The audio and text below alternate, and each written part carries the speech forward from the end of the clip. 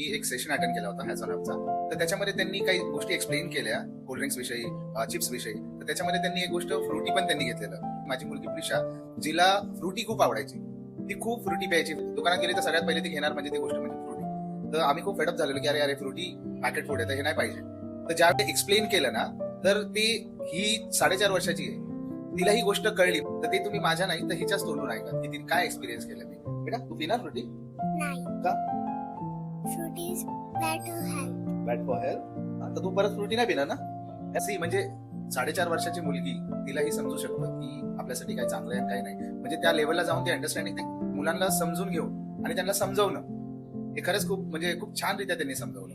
आणि मी सगळ्यांना आवर्जून हे सांगणार आहे की सेशन तुम्ही अटेंड करा, तुमच्या लेकरांना या सगळ्या गोष्टी कळू द्या, जेणेकरून ते या सगळ्या वाईट गोष्टी ज्या पॅकेट फूड वगैरे जे सध्या चाललेलं आहे त्याच्यापासून लांब राहतील आणि हेल्दी फूड घेतील, ते इंटेक करतील आणि चांगलं लाईफ